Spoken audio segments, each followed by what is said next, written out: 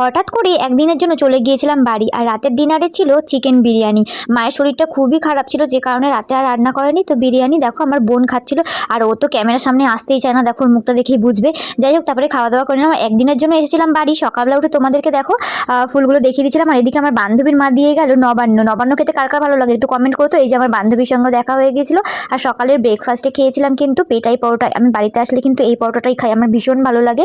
আর আমি যেহেতু আজকেই চলে যাব, তাই কারণে কিন্তু মা শরীর খারাপ নিয়েও দেখো এদিকে পায়েস পিঠে বানাতে শুরু করে দিয়েছে। বলছে তুই তো আসিস না সেরকম, আর শীতকালে এসছিস যখন। আর এদিকে পাটিসাপটা করবে জামাইয়ের জন্য, তাড়াহুড়ো করে দেখো টমেটো দিয়ে ডাল, বেগুন ভাজা, মাছ, মাংস, চাটনি সমস্ত রান্না করেছে জানো। তো যাই হোক, তারপর খেতে বসে গেছে। এই দেখো আমার ঠাকুমা। আর এদিকে কিন্তু বেগুন হয়েছিল গাছে কতগুলো, তো সেগুলো মা বলে তুলে নিয়ে যা, তো সেগুলোই তুলছিলাম। আর এদিকে কিন্তু মা মানে কোন দিকে করবে ভেবে পাচ্ছে না, একদিকে রান্নার দিকে ঘরে যাচ্ছে, একদিকে চাল ঝেড়ে দিচ্ছে, এদিকে সবকিছু বেটে রেডি করে দিচ্ছিল তাড়াতাড়ি আমি চলে যাবো বলে। তাই ফুল ব্লগটা ইউটিউব চ্যানেলে দেওয়া রয়েছে, দেখিনি। টাটা।